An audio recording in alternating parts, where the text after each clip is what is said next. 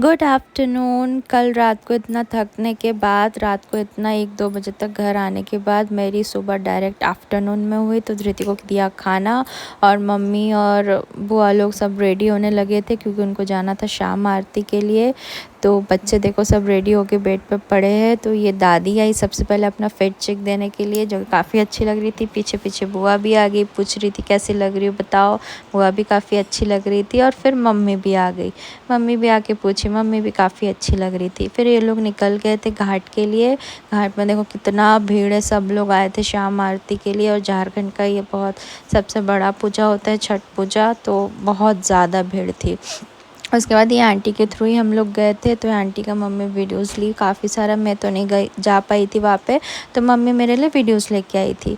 ये हम लोग बैठ के कुछ खा रहे थे तो मैंने ले लिया। धृति गुस्सा कर रहा था मत लो करके। उतनी देर में दादी भी आ गई, फूफा जी भी आ गए। और फिर मुझे बुआ बाहर बुलाई, आओ आंटी से मिल लो करके। मैं जैसे आंटी से बाहर मिलने गई, आंटी बोली वहाँ तो नहीं आ पाई, आप यहाँ आ जाओ करके। तो फिर मैंने बोला ठीक है। फिर मैं और धृति यहाँ वाली पूजा में चले गए थे, घर वाली पूजा में। तो उनकी थोड़ी बहुत धृति ने हेल्प कर दिया सारी चीज़ें। और मम्मी भी गई थी, देखो कितने अच्छे से सारी चीज़ें कर रहे हैं।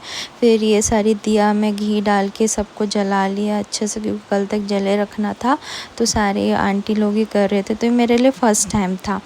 जैसे मैं घर आई तो देखा पापा ने काफ़ी सारा पिज़्ज़ा मंगवा के रखा था। तो मैंने थोड़ा सा पिज़्ज़ा और चोको खा के फिर काम में बैठ गई। देखो ये दोनों भूत पता नहीं कहाँ से टपक गए, दोनों ऐसे रेडी होके आके हमको डरा रहे थे उसे छुप छुप के।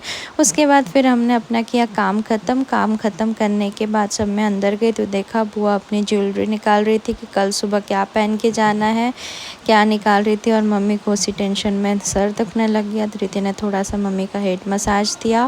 फिर हमने तय किया कि कल सुबह हमको 4 बजे जाना है, तो क्या क्या पहनना है। इसी के साथ आज का ब्लॉग यही ख़त्म करते हैं।